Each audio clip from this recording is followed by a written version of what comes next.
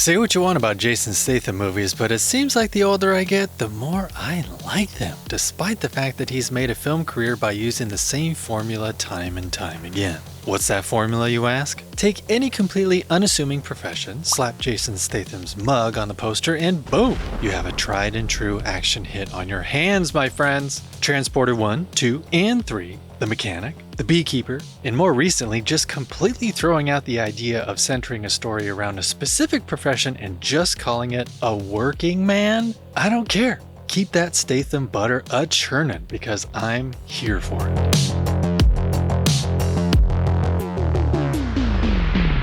And that is what I was trying to do. We're obsessed with films here at Hidden Movie Club. I break down scenes because I love them. Because sometimes a moment in a movie hits you in a way you can't quite explain, and explaining it feels like honoring it. The goal has always been simple. Maybe you discover a movie you've never seen. Maybe you revisit one you forgot about. Maybe you notice a detail you hadn't before. That's it. That's the crime. But the original version of this breakdown? Demonetized. Restricted in multiple countries. Apparently, a thoughtful discussion about a Jason Statham hallway brawl is an international threat. Maybe it was the guns, maybe it was the violence. I mean, it is an action movie after all.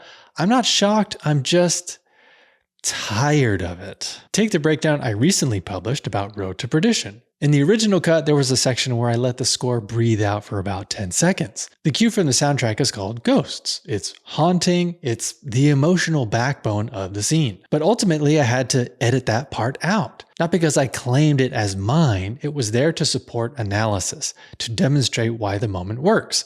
But 10 seconds of music? Too dangerous, apparently. Same thing happened a few years ago when I broke down Hannah. 12 minutes focused heavily on the film's sound design, how it builds tension, how it shapes the experience. It was basically a love letter to the craft. And I got copyright claims like I was running a bootleg operation out of my garage. Look, I understand it's existing IP, I really do, but there's something strange about being penalized for celebrating work, especially when the entire point is to get more people to appreciate it. There's more content being made now more than any other point in history. Meanwhile, incredible films from just a decade ago are already starting to fade out of the conversation. Some of them deserve rediscovery more than the latest algorithm-optimized distraction, am I right? So here's the pivot. I'm not leaving YouTube. We're still doing the live streams. We're still doing the 4K Blu-ray giveaways. We're still encouraging people to get off their couch and see anniversary re-releases in theaters like The Lord of the Rings last month, because cinema deserves to be experienced properly. But in parallel, I am done trimming the heart out of my breakdowns just to keep the algorithm comfortable. The full versions, the one that let the music cue linger,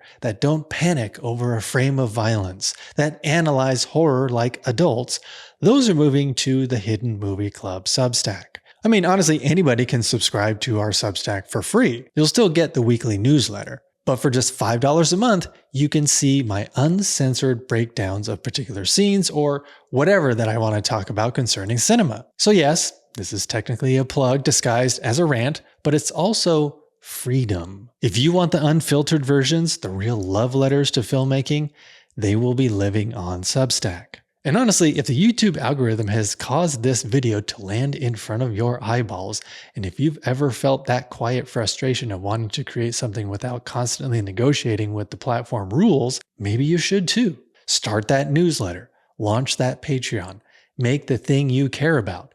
Talk about it seriously. In our case, cinema deserves serious conversation. So I just want to ease the tension that Hidden Movie Club isn't going anywhere. There are still extraordinary films waiting to be discovered or rediscovered by people who just need someone to point and say, look at this, isn't this incredible? We'll keep posting the algorithm-friendly versions here, but if you want the full experience, unhurried, unapologetic, and a little less sanitized, I'd love to see you on Substack, my friends. And with that, this world is crazy as it is already, so it only makes sense to be kind to everyone. Don't just watch TV and movies, experience them. And join the Hidden Movie Club so we can talk about them. And of course, physical media for life.